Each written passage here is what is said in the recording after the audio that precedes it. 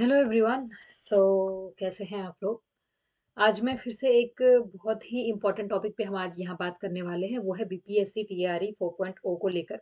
आप सभी को पता ही है कि अभी कुछ दिनों से यानी एक दो दिन ही हुए हैं और एक न्यूज़ बहुत ही ज़्यादा बार बार जो है वो सुर्खियों में आ रही है। और ऐसे में जो हमारे अभ्यर्थी हैं वो थोड़े से हो रहे हैं, एंग्जाइटी में आ रहे हैं। उनको ऐसा लग रहा है कि अब शायद बीपीएससी भी टल जाएगा, है ना। आप सभी को पता ही है कि जो हमारे बिहार के जो सीएम हैं, नीतीश कुमार, उन्होंने अभी एक ट्वीट किया। और जिस ट्वीट में उन्होंने, उनका ये कहना था कि इन्होंने इसमें ये बोला, इसमें बहुत सारी बातें इन्होंने कही है जो कि सारा बेसलेस है। बेसिकली हमें जो सुन समझना है वो ये कि उन्होंने ये बोला कि संसदीय जीवन शुरू करने के समय से ही मेरे मन में एक इच्छा थी कि मैं बिहार विधानमंडल के दोनों सदनों के साथ साथ संसद के भी दोनों सदनों का सदस्य बनूं, और इसी क्रम में इस बार हो रहे चुनाव में राज्यसभा का सदस्य बनना चाह रहा हूँ। आगे वो कहते हैं कि मैं आपको पूरी ईमानदारी से विश्वास दिलाना चाहता हूँ कि आपके साथ मेरा ये संबंध भविष्य में भी बना रहेगा एवं आपके साथ मिलकर एक विकसित बिहार बनाने का संकल्प पूर्वता कायम रहेगा। जो नई सरकार बनेगी, यानी जो नई सरकार बनने वाली है अब वहां पर, है ना, जो नई सरकार बनेगी उसको मेरा पूरा सहयोग एवं मार्गदर्शन रहेगा। अब ये जो बात उन्होंने वो कही है कि एक नई सरकार अब आएगी, यानी कि अब वो सीएम के पद से इस्तीफा देंगे और राज्यसभा के मेंबर बनने जाएंगे। तो अब सीएम का जो पद है वो खाली हो जाएगा और अब वहां पर जो नई सरकार बनेगी, अब वो किसकी बनेगी वो आपको पता ही है, और बीजेपी की ही बनेगी।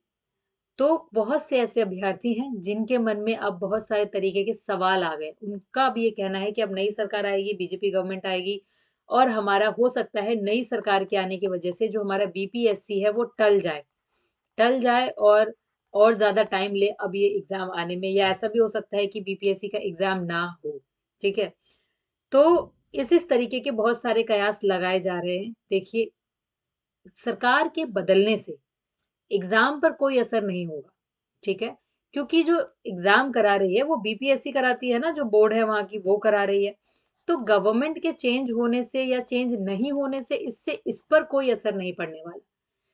असर अगर बाय चांस पड़ता भी है तो वो कुछ एकाध वैकेंसी ऊपर नीचे हो सकती है, नंबर ऑफ वैकेंसी जो है वो ऊपर नीचे हो सकती है।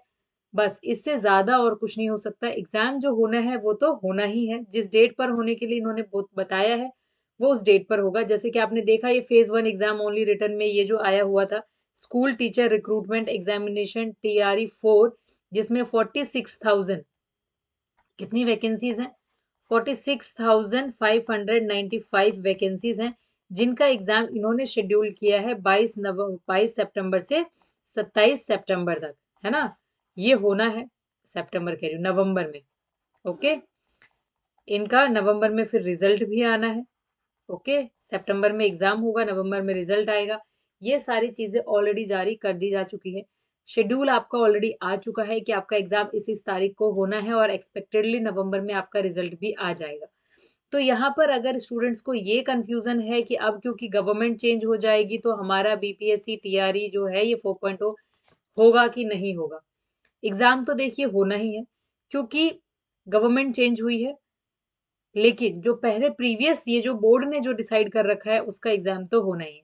हाँ, अब टीआरई 5 का जो है उसका जो भविष्य है उसके बारे में हम अभी कुछ नहीं कह सकते, लेकिन अभी हमारे पास टीआरई 4 है, उस पर आपको फोकस करने की जरूरत है।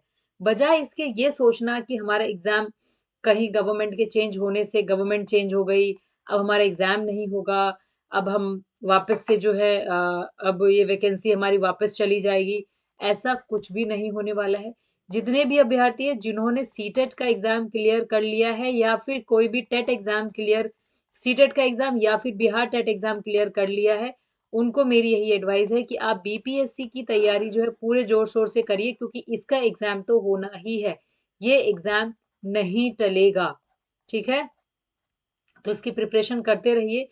और इधर उधर की बातों पर अगर आप ज्यादा फोकस करेंगे, आप ये देखेंगे कि हमारे सीएम चले जा रहे हैं, दूसरी गवर्नमेंट आएगी, वो गवर्नमेंट एग्जाम को होल्ड पे रख देगी, एग्जाम नहीं कराएगी, अगर ये सब सोचते रहे तो जो भी आपके पास टाइम है ना वो सारा का सारा टाइम ये सोचने में ही निकल जाएगा कल क्या होना है, क्या नहीं होना है, इसके बारे में आपको आज नहीं सोचना है।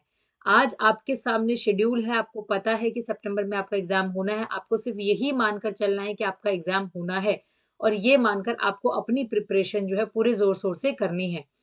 ये जो चैनल है, जो भी स्टूडेंट्स इस चैनल पर नए हैं, उनको मैं बता दूँ कि मैं यूपी टेट की प्रिपरेशन कराती हूँ, इससे पहले मैंने सीटेट की भी प्रिपरेशन कराई थी और अगर आप नए हैं, तो इस चैनल को सब्सक्राइब कर दीजिए क्योंकि अप्रैल के बाद हम यहाँ पर बीपीएससी की क्लासेस भी शुरू करने वाले हैं। बीपीएससी टीआरई की क्लासेस भी यहाँ पर होंगी।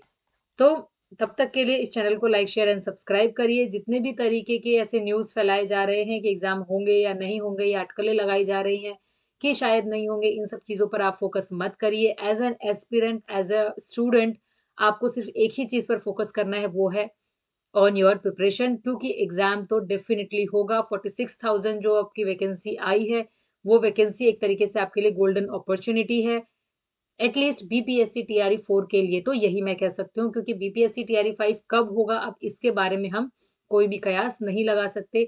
जिन भी स्टूडेंट्स के पास अभी इस समय मौका है ये एग्ज़ाम देने का, वो इसकी प्रिपरेशन पूरी तरीके से करिए, बिना फ्यूचर में क्या होना है ये सोचते हुए। तो इस चैनल को लाइक, शेयर एंड सब्सक्राइब ज़रूर करें। तब तक के लिए all the best for your exam. Thank you.